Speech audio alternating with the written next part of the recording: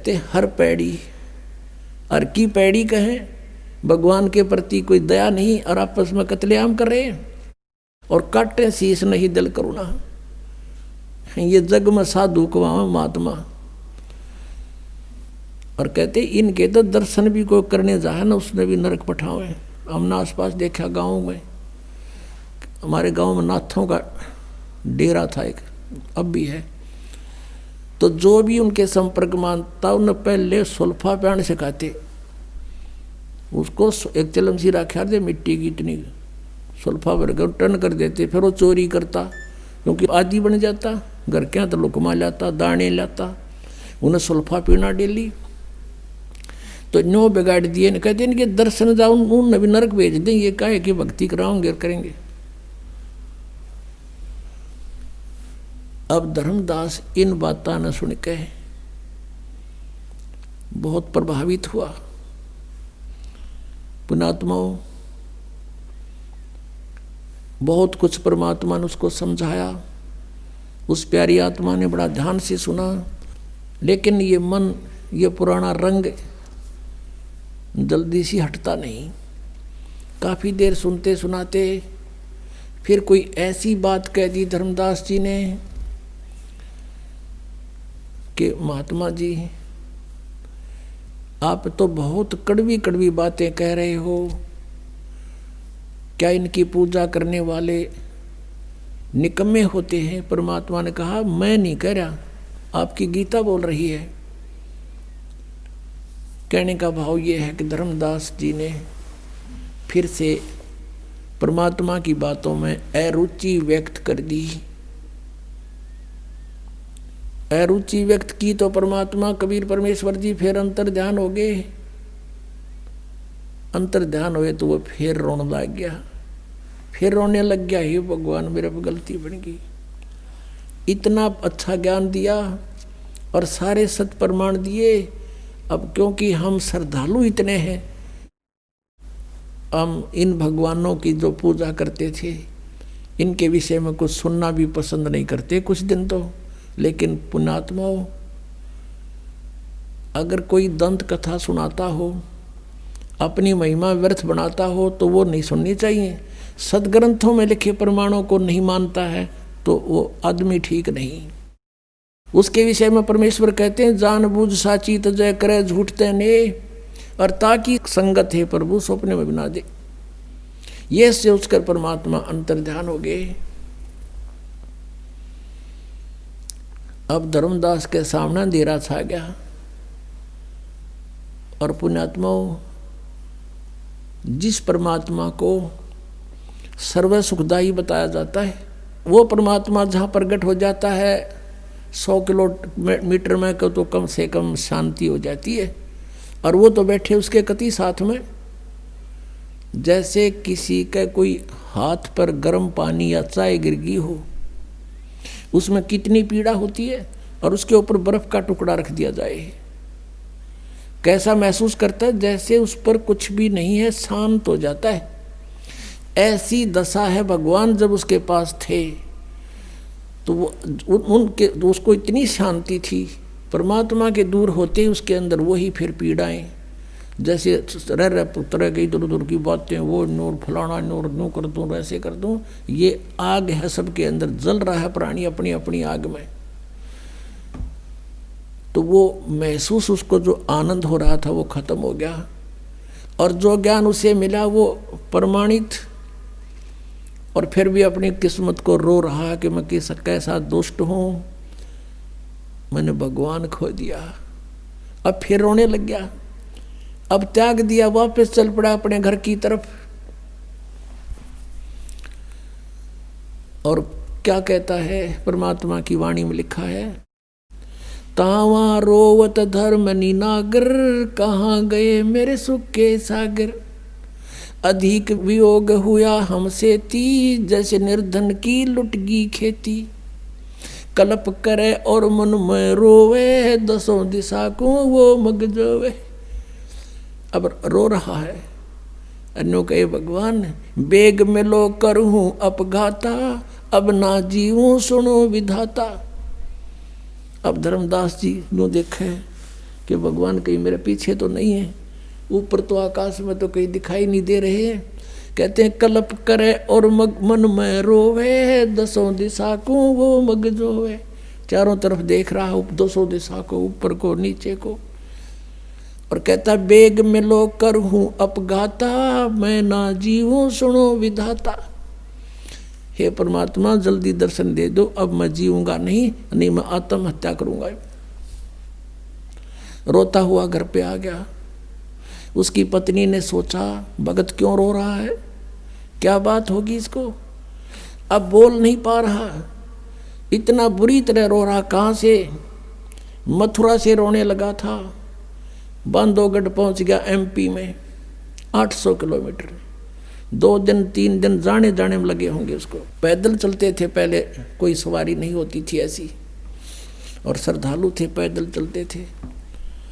उसकी पत्नी का नाम आमनी देवी था, बड़ी धर्मात्मा थी, लेकिन कभी कभी वो भी भगत के साथ कुछ दान धर्म के बारे में कुछ कंजूसी करती थी।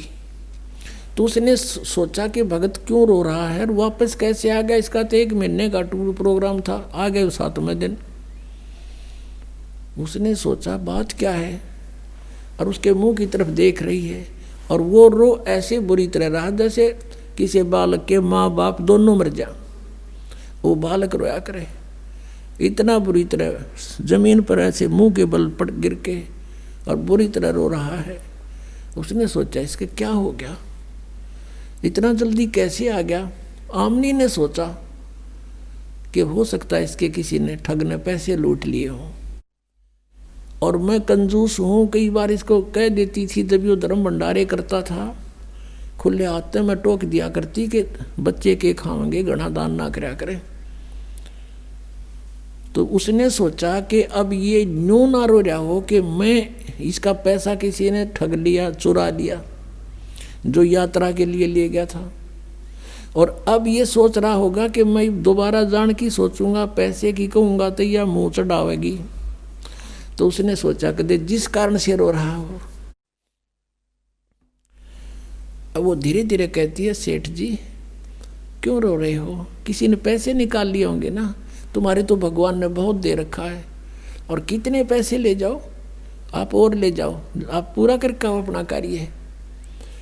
अब वो 1 घंटा 2 घंटा खूब रो लिया, धीरे धीरे सबकता हुआ, रोता रोता कहता कि आमनी यदि मेरा यूँ धन खो गया होता, भौतिक धन कोई चुरा लेता, मैं नहीं रोता, फिर ले जाता, लेकिन मेरा वो धन गुम हो गया जो मुझे अब शायद मिला नहीं, और वो मिला नहीं मैं जी नहीं सकता।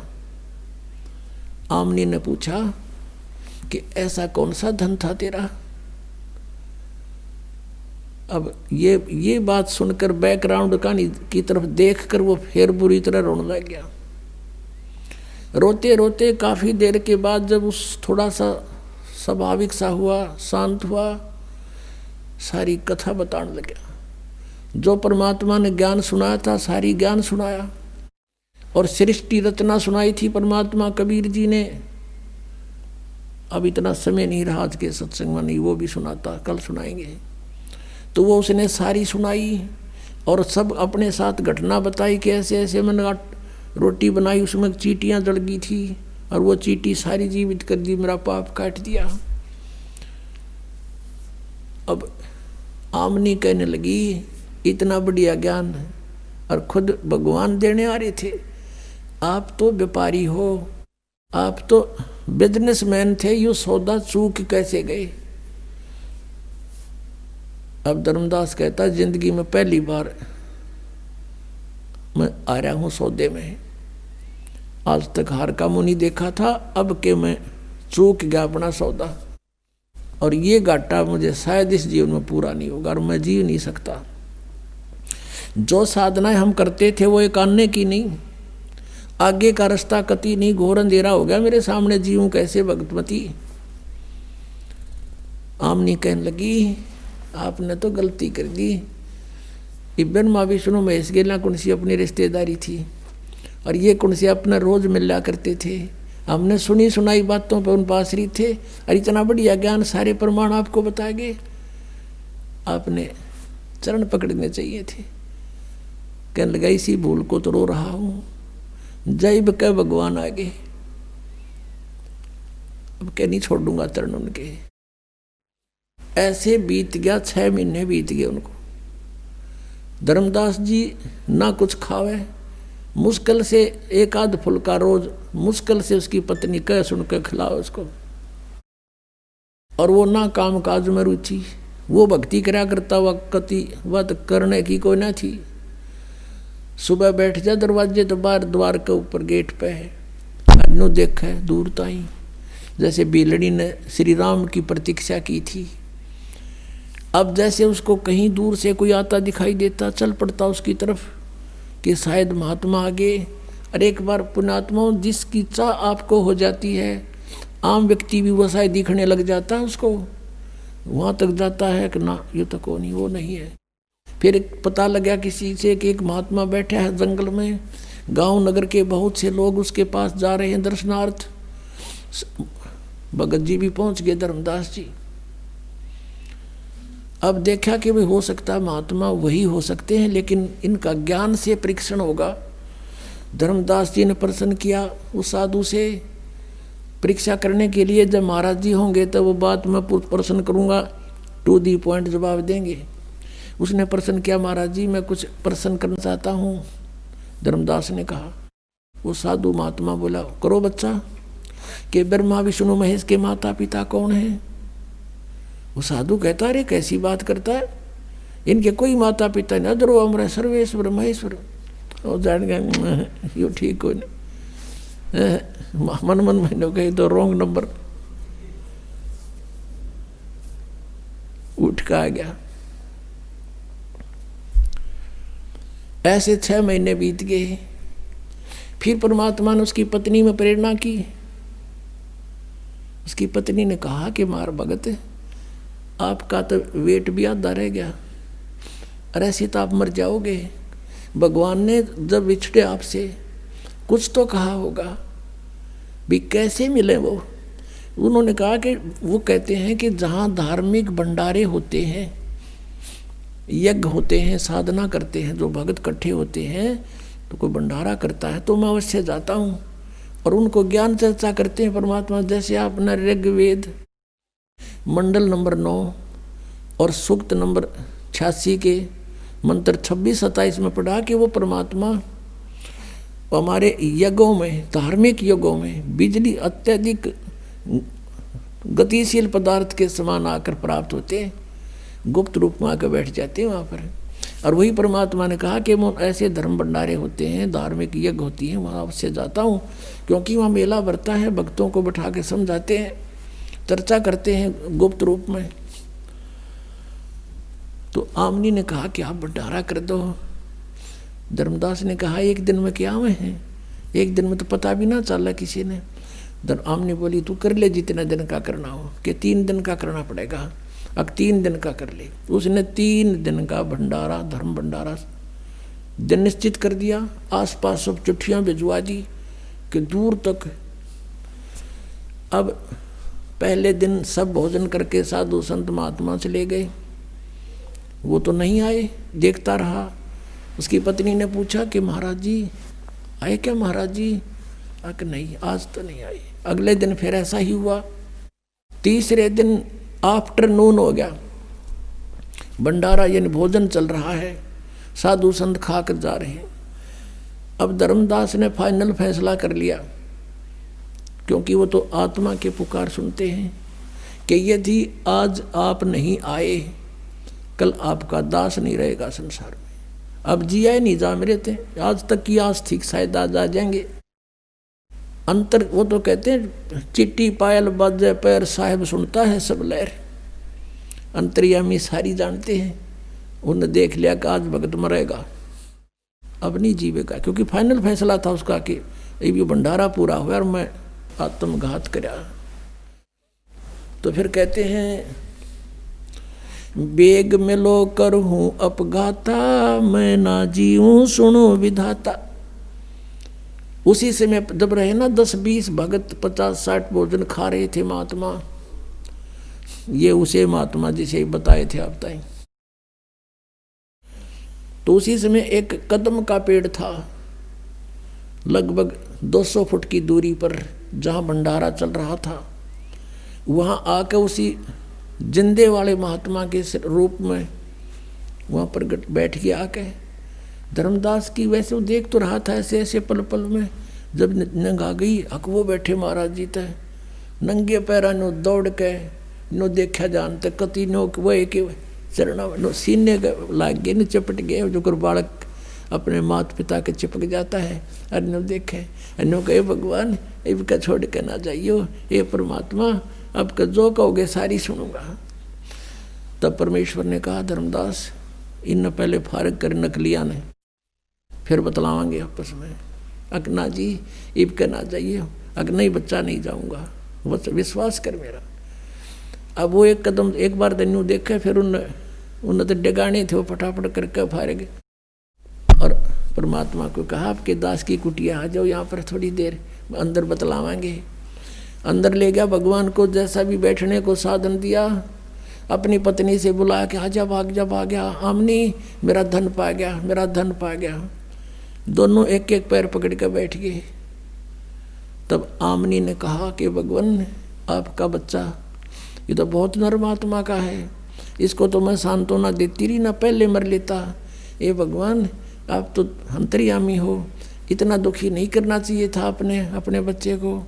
तब परमात्मा ने कहा कि आमनी यो काल का दूत हो रहा था, ये जिसको मैं 2 बार मिला इसने सारी बात मानी, फिर किता न किता काल फिर इसका आंट लगा देता। मैं इसके साथ था, इसको मर नहीं देता बेटा, ये तो मर लेता पहले ही। इसका बड़ का डैमन है, इसका लोहा गर्म किया है। अब लोहा गर्म होए बिना चोट मारे जाओ तो उसका कोई फायदा नहीं। अब इसका अंतःकरण साफ हो लिया, आज बेटी जो मैं कहूँगा सारी मानेगा, और ये सत्य इसके हृदय में उतरेगी, इसलिए थोड़ी सी देर करी थी। तो पुण्यात्माओं ये वो समर्थ है, कहते हैं जो जन मेरी शरण है ताका हूँ मैं दास, और गेल गेल लाग गया फिर जब लग धरती आकाश। फिर सारी कथा सुनाई, दोबारा से कई दिन रुके, उनको खूब ज्ञान समझाया, दोनों ने उपदेश लिया। परमात्मा ने तो गवाह बनाना था उनको, धर्मदास की आत्मा को। परमात्मा तो चले गए भी, मैं जाता हूँ फिर आऊँगा।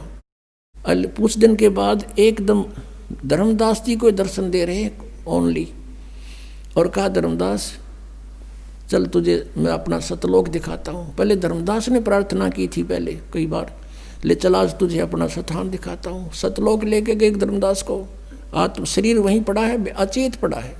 3 दिन हो गए, रिश्तेदार इकट्ठे हो गए, गाँव के इकट्ठे हो गए, नगर के लोग आने लगे। क्या हो गया कि पता नहीं क्या बीमारी होगी, बेहोश पड़ा है, कोमा में चला गया।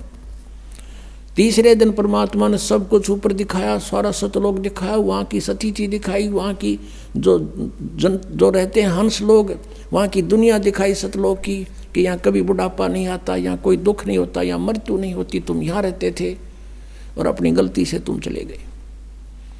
अब धर्मदास कहता है भगवान मुझे यहीं रख लो, अब वापस ना भेजो प्रभु, मुझे यहीं रख लो, मत भेजो महाराज, काल की नगरी है मोहे राख लियो महाराज, काल की नगरी है मोहे, मत भेजो महाराज हमसे बिगड़ी है। वहाँ जाके पता चलता है कि सचमुच हमने जुल्म किया, यहाँ से गए किस कारण से गए, और रो है बहुत बुरा हाल कर दिया भगवान, वापस ना भेजो तो बहुत बूढ़ी स्थान है। तो परमात्मा ने कहा तो जा बेटा, यहाँ ऐसे नहीं आ जाता, नो तो मैं सारे ले आऊँगा कि तुम अपनी मर्जी से गए हो, अपनी इच्छा से वापस आओगे, और इतने ही धनी बनकर आओगे जितने धनी यहाँ से बनकर गए थे। जितने धनी तुम यहाँ थे भक्ति के शक्ति, इतनी नीचे इकट्ठी करनी पड़ेगी। उसका मैं एक मंत्र दूंगा, तू चल वहाँ पर, और मंत्र दूंगा तुझे सतनाम, उसका सिमरण करना, उसके भक्ति के धन से तुम वापस आओगे। ऐसे नहीं बेटा बात बनेगी। तीसरे दिन जब वापस आत्मा छोड़ दी तो वो जागा। तब उसको पता चला कि ये भगवान तो वहाँ काशी में रहता हूँ, सतलोक से जाकर पता लगा। वहाँ से चल पड़ा पैदल, बनारस में पहुँचा, रामानंद जी के पास पहुँचा। वहाँ से पता चला कि कबीर मेरा शिष्य है लेकिन मेरा गुरु भी है। तब मालिक से वहाँ मिले, फिर कहा कि हे भगवान, आपने मेरी आंखें खोल दी परमात्मा, दीक्षा दो अब दोबारा। नए सिरे तो मालिक ने उपदेश दिया, सतनाम दिया, उसकी मोक्ष किया, सारनाम दिया और उसका कल्याण किया। बोलो सतगुरुदेव की जय हो। परम पिता परमात्मा